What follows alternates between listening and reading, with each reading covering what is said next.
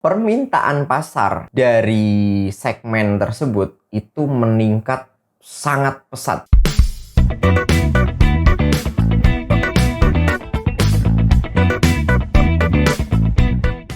Otomatis kebutuhan dan permintaan akan chip semikonduktor meningkat pesat pula untuk lini industri tersebut. Mulai dari sinilah sebenarnya bisa dibilang menurutku ya. Jadi, pemasok atau produsen chip semikonduktor ini nggak mau ngambil langkah salah. Nggak mau melewatkan kesempatan ini. Permintaan gede banget nih. Di industri elektronik, gadget, dan produk-produk digital ini gede banget. Ya mereka mau nggak mau dan emang harus mengalihkan fokus mereka untuk menyuplai atau melayanin perusahaan-perusahaan elektronik dan produk digital tersebut. Permintaan semakin meningkat sampai di semester 2 2020 gitu. Nah, di ujung sana dari industri otomotif, khususnya sepeda motor, di luar dugaan, pasar bergerak lebih cepat dari prediksi mereka. Pasar pulih lebih cepat dari prediksi mereka. Di awal 2021, permintaan pasar akan produk-produk otomotif, khususnya motor, ternyata mulai menggeliat. Sementara mereka itu masih belum siap karena memang prediksi mereka itu nggak secepat ini. Recovery pasar itu nggak secepat ini. Permintaan pasar akan produk-produk otomotif khususnya motor itu mulai meningkat. Sementara produksinya mereka itu masih belum pulih atau mungkin bisa dibilang masih stop gitu. Nah, disinilah nih awal-awal terjadinya permintaan lebih besar daripada produksinya. Ya gimana nggak keteteran gitu. Permintaan di luar prediksi itu langsung melonjak.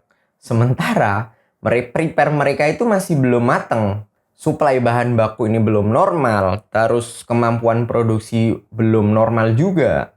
Tapi pasar bergerak cepat. Akibatnya mereka tidak bisa memenuhi permintaan pasar. Dan yang bikin pusing dari pabrikan-pabrikan atau produsen-produsen otomotif khususnya motor ini, supply untuk pemesanan chip semikonduktor.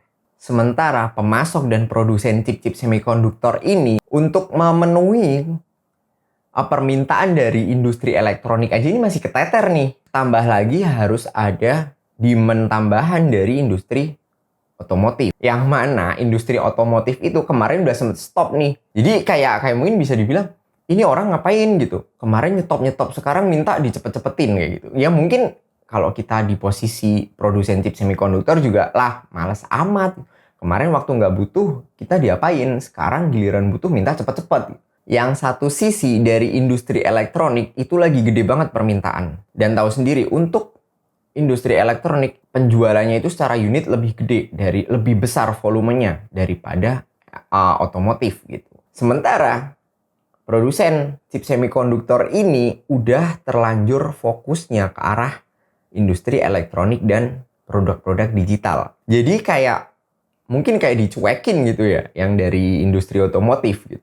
Yang minta dadakan ini nih, karena emang dari dulu itu kebiasaan dari produsen, pabrikan-pabrikan otomotif, semuanya entah itu mobil, entah itu motor, itu mereka kalau melakukan pemesanan chip semikonduktor itu sesuai dengan apa yang dibutuhkan. Mereka nggak berani stok.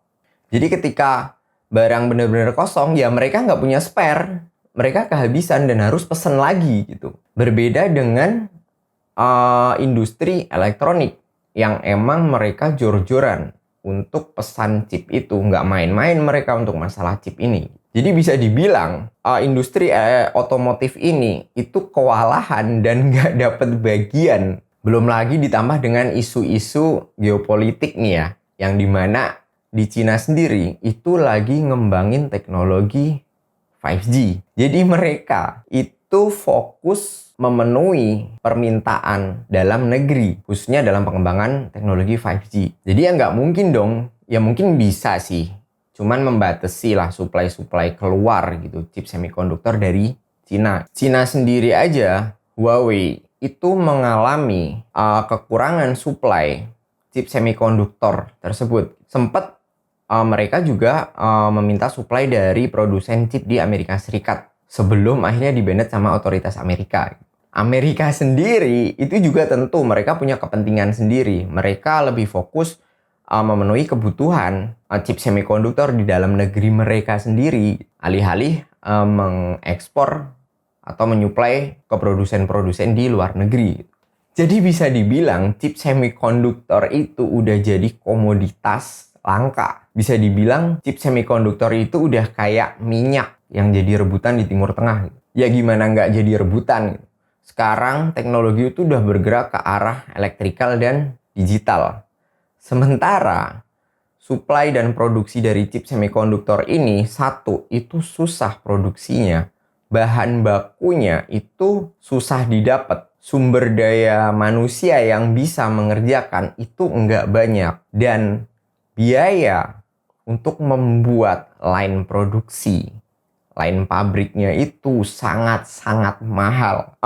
Bisa dibilang emang chip semikonduktor itu udah jadi isu global kebutuhan dari setiap negara gitu. Sampai kemarin juga katanya Pak Jokowi sempat kepikiran mau bikin pabrik chip semikonduktor di dalam negeri di Indonesia gitu. Ya mungkin sih tenaganya dari luar negeri mungkin ya. Kita kembali lagi ke industri otomotif. Kenapa produksinya jadi lama? Ya karena emang bahan baku chip semikonduktor ini mereka susah dapetinnya. Produsen chip semikonduktor itu lebih fokus ke industri elektronik dan digital gitu. Lah gimana nggak jadi prioritas gitu? Mereka produksinya gede, teknologinya gede, otomatis harganya lebih mahal, cuannya lebih mahal. Sementara industri otomotif, khususnya sepeda motor, chip yang mereka pakai itu chip yang udah teknologinya kuno. Otomatis harganya lebih murah, cuannya lebih dikit. Udah gitu ditambah dengan kebiasaan-kebiasaan produsen otomotif, itu pesennya itu pelit. Jadi kayak bos besar tapi pelit. Pesennya yang sekali butuh pesan, sekali butuh pesan. Gimana sih? Ngecer gitu. Dari situlah saya udah mulai kayak ngambil benang merahnya. Oh, ternyata kayak gini. Kenapa kok sekarang beli motor harus inden? Ya emang karena kelangkaan chip semikonduktor dan supply chip semikonduktor ke produsen-produsen otomotif itu emang nggak semasif, nggak selancar kayak supply chip semikonduktor ke industri elektronik. Dan di bulan Juni, awal Juni, itu dari pihak Honda itu ngerilis kayak statement resminya mereka. Jadi mereka ngasih statement permintaan maaf kepada konsumen yang emang udah menunggu lama dan harus indennya itu lebih lama daripada biasanya. Itu karena emang kelangkaan komponen chip semikonduktor tersebut yang katanya itu udah mulai mereda gitu. Katanya. Kalaupun mereka itu dapat supply bahan baku chip semikonduktor tersebut, pasti mereka memprioritaskan untuk produksi motor-motor kelas premiumnya mereka yang memang secara cuan, secara margin keuntungan itu lebih gede daripada memproduksi motor-motor yang medium low atau mungkin kelas menengah ke bawah ya. Beat, Scoopy, ya udahlah nggak usah berharap banyak bisa keluar dalam waktu dekat gitu. Ya walaupun ada beberapa motor yang mungkin ready di dealer atau mungkin masa tunggu indennya itu nggak selama itu gitu. Itu ada Beat Street itu lumayan cepat. Terus Vario 160, apalagi itu kan baru rilis. Jadi kayak awal-awal Scoopy rilis kan mereka sempet lancar nih di 1 bulan produksi. Habis itu jadi barang goib gitu kan. Jadi nanti ini kemungkinan Vario 160 ya. Vario 160 ini bakal jadi barang goib lagi nih. Makanya teman-teman yang mungkin berminat buat meminang Vario 160 ini cepet-cepet deh mumpung belum jadi barang goib gitu. Nah, sekarang pertanyaannya, kenapa kok Yamaha masa tunggu atau indennya itu nggak selama kayak Honda? Apakah mereka nggak kena dampak dari krisis chip semikonduktor ini? Sebenarnya sama aja, mereka tetap sama aja kena dampaknya ini. Cuman memang karena permintaan Yamaha itu nggak segede kayak permintaan Honda gitu. Ya kita tahu bareng ya kalau Honda itu menguasai lebih dari 50% market share pasarnya sepeda motor di Indonesia. Sementara Yamaha sendiri itu di kisaran 20 kalau nggak salah ya 20% atau 25% gitu. Ya kalau mungkin nanti keadaan ini nggak membaik sampai mungkin di 2022 akhir, bisa jadi produk-produk Yamaha ini juga jadi kayak barang goib sama kayak yang produk-produknya Honda. Karena banyak pengamat-pengamat di luar sana yang masih memprediksi kelangkaan chip semikonduktor ini masih akan berlanjut sampai akhir 2023. Malah ada yang memprediksi juga di 2024 itu baru akan recovery. Karena kalau hanya mengandalkan supply dari produsen-produsen yang sekarang ini ada, walaupun volumenya itu dinaikin, itu nggak mungkin bisa memenuhi permintaan pasar akan chip semikonduktor tersebut. Kecuali itu membuat pabrik baru. Sementara untuk membuat line produksi baru atau pabrik baru itu membutuhkan waktu yang lama dan kompleks. Nggak kayak pabrik-pabrik yang pada umumnya. Jadi seperti itu. Dari sekian lama di masa menungguku kedatangan Scoopy, aku mencari tahu segala macam yang aku bahas tadi. Dan akhirnya aku nggak jadi pesen Scoopy. Mungkin ini nggak berlaku buat teman-teman fanboynya Honda gitu. Karena emang kebetulan aku sendiri bukan fanboynya Honda, bukan Yamaha, bukan Kawasaki atau apa. Aku lebih mentingin fungsi sama kebetulan aja kepepet gitu. Udah kepepet butuh.